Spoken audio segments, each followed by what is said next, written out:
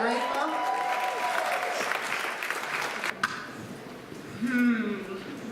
I am fighting to contain my enthusiasm, my passion. If you follow me on Facebook, you know I can barely contain myself.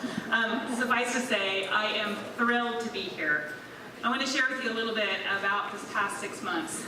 6 months ago, a dear friend of mine said, I want to introduce you to a very good friend of mine. She's running for Congress. I said, oh, okay, great. And what I thought was going to be a half-hour meeting turned into hours of conversation around my kitchen table. I met Audrey Denney that day and have never looked back from my unwavering support for this woman. She listened, and she listened. She asked amazing questions, she pushed my thinking, and it was the most authentic dialogue that I have had around political discussions in a very long time.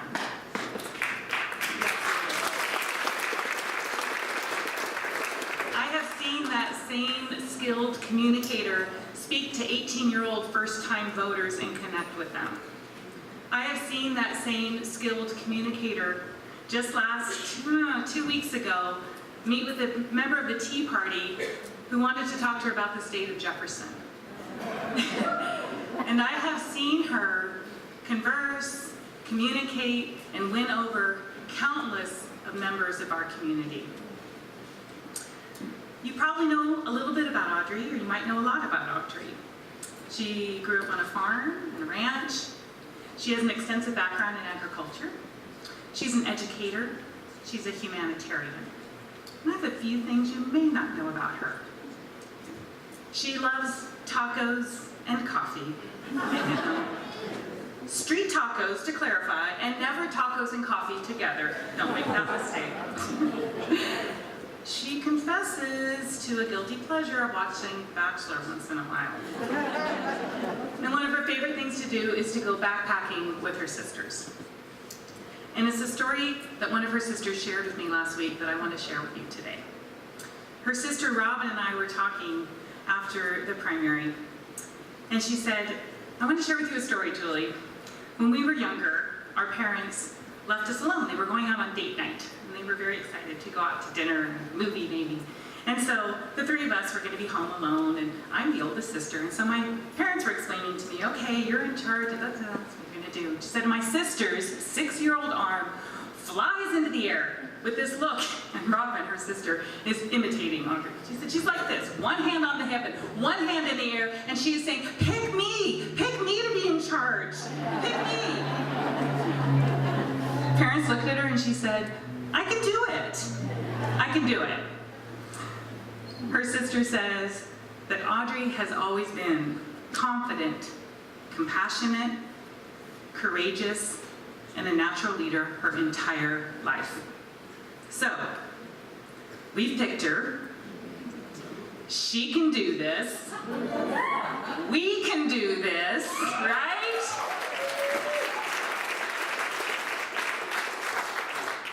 It is my honor and pleasure to now introduce you to my friend, to your soon-to-be friend, and to our next representative for California District 1, Audrey Denney.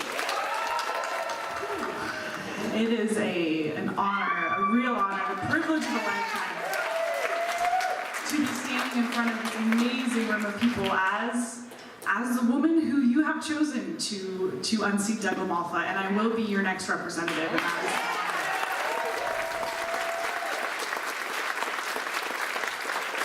but I would not be standing here today. We would not have had the primary that we've had without some really key, some really important people. I want to take a couple of minutes to talk about them. And one of them I'm looking at right now. Ladies and gentlemen, we had the most competitive primary that California's 1st District has ever seen. And it is because we had amazing candidates running to challenge Doug LaMalfa. I'm going to brag on Jessica for a couple minutes.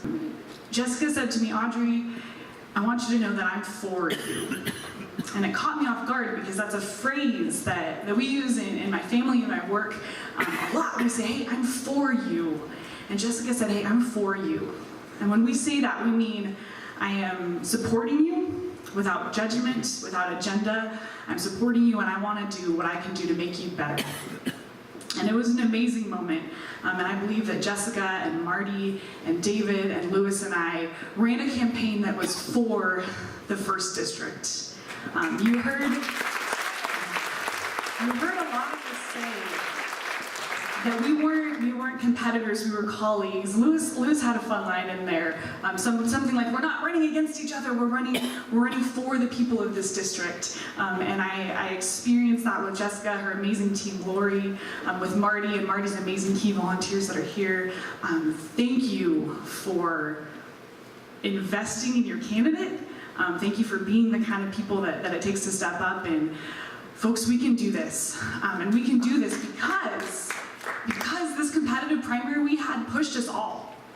It pushed us all to organize. It pushed me individually to think about issues and things in a different way. The other candidates pushed my thinking, encouraged me, and man, I'm so grateful to be here, and I'm so grateful for Jessica and Marty, David and Lewis, and all that they have done to get us here. So let's give one huge round of applause. Now, raise your hand if you've heard me speak before. All right, so I'm glad I have some news stories for you. But if you've heard me speak at all, which you all have, you know that in the very core of who I am, you strip off all the layers, the core of my soul is someone who believes in the inherent equality, dignity, and worth of every single human being. That's every single human being in this room, that's every single human being across our district, in our state, in our beautiful country, and in the world. We are all have this inherent dignity just because we are, and nothing can take that away. And so as your leader, I want you to know that that is the core of me, and that is the base that all my decisions will be made from. And if you've also heard about me, you've heard me talk about justice. I think my staff has started games where when I'm giving speeches, they tally up how many times I say the word justice, and they get points if they guessed it right. But we talk a lot about justice because for me, justice is the living out of this belief that we're all inherently equal. Right? It is the actions that we take in the world to show that we believe that. Okay? And so when we talk about the fact that this campaign for me is about justice, and I have a fire in my belly for justice, it means that I am trying to create a movement of people here in the First District that want to create just and inclusive communities across our beautiful district, that are vibrant, that are thriving, that are full of forward-thinking, solutions-oriented leaders trying to do their best for their people. And folks, that is what we are doing already, and that to me is very exciting. I want to tell you a quick story about one such community, and I think this is going to be a new story for most of you, so that'll be fun. But I have to be honest, when Barbara showed those Siskiyou County numbers, I'm going to give credit where credit is due, and a lot is due to Robin and Alice and Dolly and Carolyn and the amazing work of the Siskiyou County Central Committee. They're amazing. But I'm also going to say Riley and I spent a lot of hours in Siskiyou County knocking on doors and hanging out at all of the local watering holes where the Republicans and the MPP voters, I think our first time up there, this isn't the story I was going to tell, but our first time up there, we had a meet and greet. Turns out it was in the diner that was like the Republican headquarters for the entire Scott Valley area, and here we were just trotting in, getting our coffee, and people are like, what are they doing here? Why didn't anyone tell them? But we love Siskiyou County and Modoc County, and so we were up there one time. We were in the Tule Lake area, so right on the border of Siskiyou County and Modoc County, and everybody kind of pretty familiar with the Klamath Basin area. Water crisis, water fight has been going on, Mas o menos, for about 17 years, right? Very contentious. You've got all of the Native American tribes involved. You've got farmers and ranchers involved, all of the environmentalists involved. Very contentious issue. And so I was touring around with a guy named Ben, who is a farmer in the area, really active with the Farm Bureau. He spent 6 hours with us. And he was touring us around the whole basin, and we went to the town of Newell. We went to the town of Tule Lake, and we saw stores that had been boarded up. And he'd grown up there, and he said, "Oh yeah, that used to be the taco shop." Elementary schools that had been boarded up. That used to be the school. That's where I went to school. We saw migrant worker encampments that were boarded up. It's like, oh, that used to be an amazing facility for migrant workers to come and live in dignity with their families, all boarded up. We talked about the hospital that was on the verge of closing, and we saw this rural community that was once vibrant and now not so, now left to sort of crumble. And we talked about the water. Water is life up there. And we talked about how a handful of years ago, 34 diverse stakeholder groups came together. Every single environmental group, every single Native American tribe, all the farmers, all the ranchers, the representatives from Oregon, California State Senator, Modoc County Board of Supervisors. All of the groups had come together and formed a plan, the Klamath Basin Restoration Agreement, that was going to make sure that all of those groups had the water they need, make sure that the fish were protected, make sure the farmers could keep farming their 5th generational land, make sure that the Native American people had the water that they needed. Everyone was happy. I'll let you guess what one person wasn't happy. Our incumbent, whose job I'm going to take for no other reason than this, did not sign on to the Klamath Basin Restoration Agreement. And now the very people, even if he just has one constituency, he should have the farmers and ranchers, but the very people that should have been in his pocket, he let down. And now we're losing 5th generation family farms up there. They're back in court. They're back in the Ninth Circuit Court trying to get their water rights. We have collaborative, forward-thinking, solutions-oriented people who don't care about party lines, who want to make their communities the vibrant communities that they once were. And our vibrant communities are so, so full of potential because we have this amazing leadership in those communities. But folks, the potential of our communities is only as good. It's only as good as the support that we receive from our elected officials. And it is time to demand better. And that is what this campaign is about. We are demanding better of our representatives. We are demanding a representative who is authentic, who is accessible, and who will listen. And who will listen to and represent every single person in this district. They say it can't be done. They do. We heard that already today. They say it can't be done. And I say, tell me again. Tell me again that it can't be done, and we will show you. We will show you that we already have done it. Look in this room. Look around the district. Guys, it's June. This election is in 5 months, and we have hundreds of people donating, hundreds of people signing up to knock doors, and we're like, no, we're not knocking doors till August 1, and you're like, send us out now. We want to work now, and it's because we are creating a movement, okay? So my 3 things I want to tell you, 3 reasons I know in my soul we're gonna win. I can feel it in my gut. We're gonna win because, like Barbara mentioned, all of those NPP voters are going to lean left, and we're going to capture some of our disenfranchised Republican brothers and sisters, folks we already are. We're going to win because we're going to register people to vote, and we're going to reach into traditionally disenfranchised communities. And we're going to win because we're building a movement.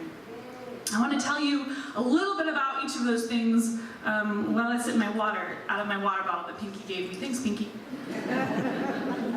Oh, yeah. So, getting the NPP voters to lean left. Here's what that looks like. Looks like showing up and listening. Saying, hey, what are the things that concern you? Yeah, those are the things that concern me too. Stopping corruption, getting money out of politics, making sure our kids have a good school to go to. Yeah. Same things with our disenfranchised Republican brothers and sisters. There is a good chunk of people who are registered GOP who are tired because the Republican Party of now, the Republican Party that gives tax cuts to the wealthiest among us while threatening our Medicare and our Social Security, that's not the Republican Party that they want to be part of. that's not the Republican Party that I was a part of, right?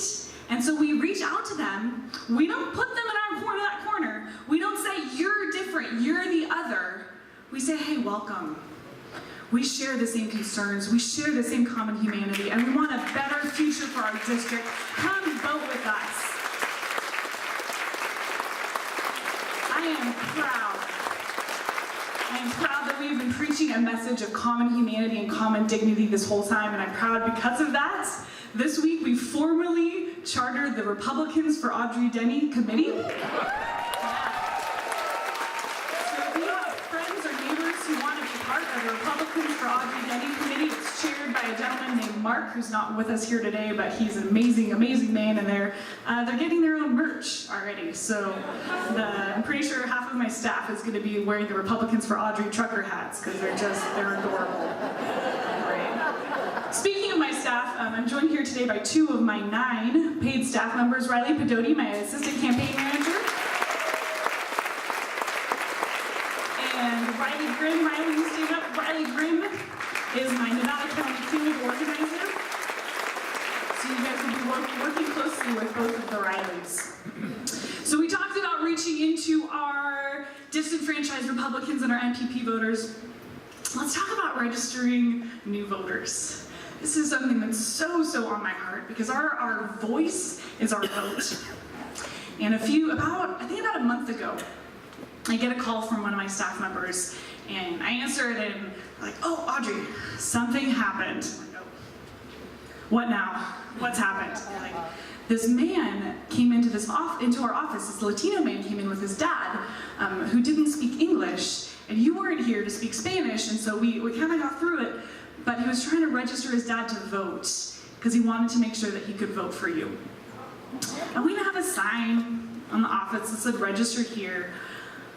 But this man trusted us, and he trusted our staff to walk him through the complicated process of checking all the boxes and registering to vote. And a couple weeks after he did that, I was out knocking doors in Chico, as I'm apt to do on a Tuesday afternoon, and I knocked his door, just randomly, all the doors in Chico, and he says, Audrey! I'm like, And he invited me in, and he showed me a picture of his dad, and it turns out he had worked at Sierra Nevada Brewery, and I had worked there in college, and so we're just gabbing, and I'm practicing my Spanish, and we're doing the whole thing, and as I was leaving, I teared up. And I said, just thank you. Thank you for trusting my team to help you register to vote, help you register your dad to vote. And that was a really powerful moment for me. And so within the next few weeks, we're hiring additional staff. I mentioned we have 9 already. We're hiring some part-time staff that will focus on specific outreach into our disenfranchised communities, our historically disenfranchised communities. So we're hiring a Latino outreach director, a Hmong outreach director, a Native American outreach director. We're hiring an African American outreach director. All to make sure that people know that their voice is their power.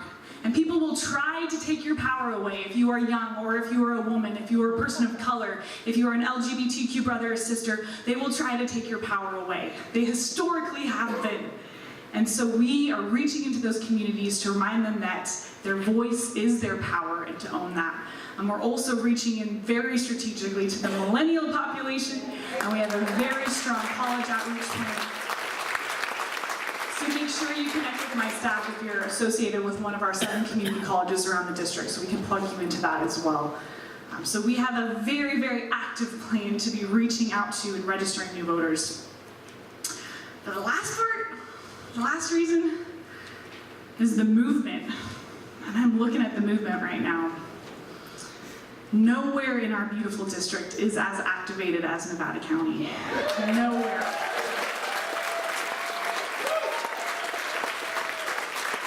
You take citizenship to a level that is so far beyond, and I am so grateful, because a movement isn't about me. It's not about me. It's not about my name. A movement is about values. Man, that was good. I just stole that. I was doing a theatrical pause, and I got a new word. A movement is about casting casting a vision for these values that we want to see in our district, a vision for justice, what justice looks like in our communities. And then people across the political spectrum, across the age spectrum can buy into that vision and they can make it their own. And that's what a movement looks like. A movement looks like it looks like Barb and Lee tabling at a grocery store, right? Without me knowing about it. It looks like June, my farmer friend, sitting on the sidewalk holding an Audrey Denney sign, just chatting with anyone who will talk to her about why they should vote for me. These are you taking our ideas and making it your own, really owning the political process. And so we will be organizing. We have built a campaign infrastructure and we will organize you and we will get you marching, but we are also leaning on your volunteerism. And we're leaning on you desiring to be part of this movement in 3 key ways. It's giving of your time. It's giving of your talent. Time and talent go together. That was the first one. Your time and your talent. It's giving of your treasure. And it's giving of your voice. So time and your talent, whatever that looks like for you. We know that canvassing is far and away the best way to get voters out. Right, so if you're knocking doors, we'll train you to do it. We have the amazing app on your phone that's targeted. If that's really not your thing, we'll get you phone banking. We'll get you doing GOTV texting. We'll get you writing letters to the editor, cooking food. We'll get you doing things to use your time and your talents for us. Your treasure. Folks, I already told you we have 9 paid staff already, and we're just getting started. I'm excited about the young women, primarily young women, also some young men that we're hiring, because we're, like Heidi mentioned, we're building a Democratic base. We are purposefully investing in people with ties to our district and building them up and training them into political operatives who I'm sure will one day run for office here. So we are building the bench, and then it costs money to run in the offices, to get the media message out there. The incumbent will have a war chest. He doesn't yet, but he will. As soon as he feels that we are coming for him, he will just say, hey, pony up. And people will pony up. But the fact is, we are working every single day to continue to outraise him. We estimate right now that we need $600,000 to match from here on out. But I think we can raise more than that, especially when we get our friends and neighbors from neighboring districts to adopt a district. We're hoping they adopt us because he is so vulnerable this year. So your time, your talents, your treasure, and your voice. So your voice is obviously your vote. I don't have to preach that to you. I know you're all going to find your way to the poll or fill in the bubble and mail it back in. But there's a broader sense of the word voice that is really on my heart to talk to you guys about this morning. And it's because I was having breakfast with the Grimms this morning, and I was talking to Papa Grimm, Grandpa Grimm, as I call him. We were having huevos rancheros, and he said, man, Audrey, it's just so hard to talk about this, talk about politics with other people. And Grandma Grimm popped in and said, yeah, I live in North Auburn, and we have a Starbucks, my weekly's lady group, we sit at the Starbucks, but when we talk about politics, we have to whisper, because we don't know who's around. And I was like, yeah, I get it. Folks, families are broken, communities are broken, our district is broken, because we're so far backed into our corners, and we're letting labels that other people put on us, we're letting labels separate us from people that we love. And we're letting labels and this pressure and this fear of the other make it so that we can't talk about what positive change looks like in our communities. And to that I say no more. No more. It's going to take electing leaders like myself to the House who are ready to move beyond party lines and ready to serve. But it's also going to take every single person in this room owning the courage to say, no, I can look somebody who thinks differently than me in the eye, and I can say, let's talk. And let's talk starts with a question. What's challenging you? What's hurting your heart? What are you afraid of? What do you want to see? And then you stop and you really listen. And then you can engage in a conversation around how we can make our communities better. All these things we're talking about aren't partisan issues. Find those shared common values. Find those American values that are enshrined in the preamble of the Constitution. Find that, right? Don't be afraid. Don't be afraid to talk politics. Use your voice. So I'm asking for 3 things. Yeah, use your voice. Clap for that. I'm asking for your time. I'm asking for your treasure, and I'm asking for your voice. And let's be frank. There is a comfortable level that you could give. You could give a couple hours here and there. You could give whatever's comfortable for you financially, and you could talk to people that you feel pretty safe with about politics.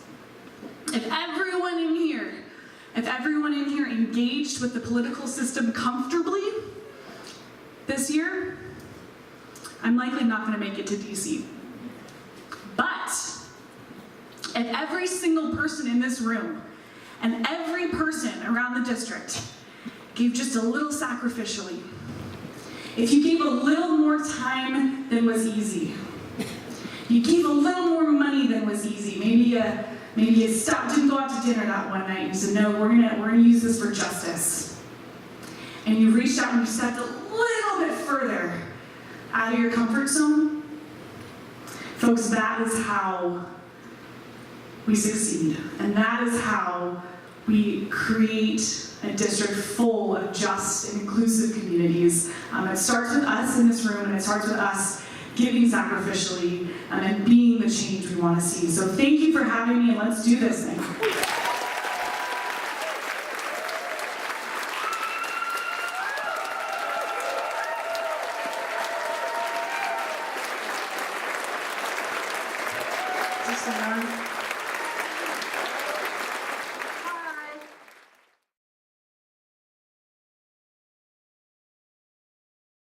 So thank you for having me, and let's do this thing.